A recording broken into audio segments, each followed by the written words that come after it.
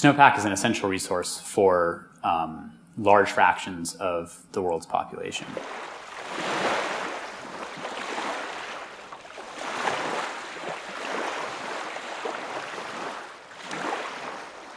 In many areas of the Northern Hemisphere, we depend on snowpack for capturing water during the cold season when it falls as snow, and then gradually releasing that water during the warm season. And that water runs in rivers, into reservoirs, and then gets used for people to drink, for agriculture, and natural ecosystems are also very dependent on that stream flow. A key unknown in terms of the response of snow to global warming has been how will the extremes of snow accumulation and snow melt change as global warming increases. What is new about our research is that we've looked at the extremes of snow accumulation and the extremes of snowmelt runoff. So we've asked how often going forward in the future does the average year occur for what the average was over the recent decades.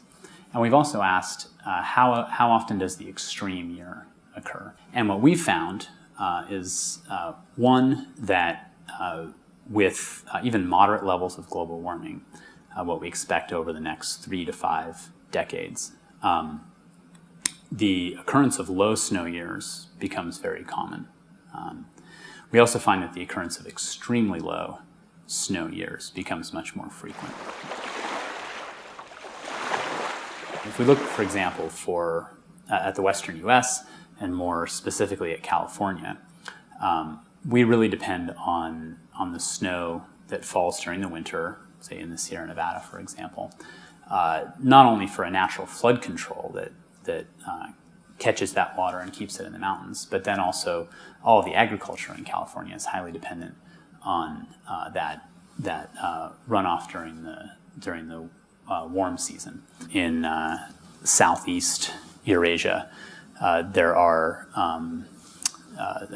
billions of people who live downstream of the greater Himalaya, and much of that of the fresh water that they depend on is coming from the mountains. What we've done here is we've animated some of the results from the paper, and this is one of the key results, which is the percentage of years where the spring snowpack falls below the minimum of the last 3 decades. And what you see here over the western U.S. is that as we march through this scenario of the future with increasing greenhouse gas concentrations, the occurrence of these extremely low snow years increases. And increases over much of the United States, but particularly in the mountainous areas of the western U.S. These kinds of changes in snowmelt have potentially very acute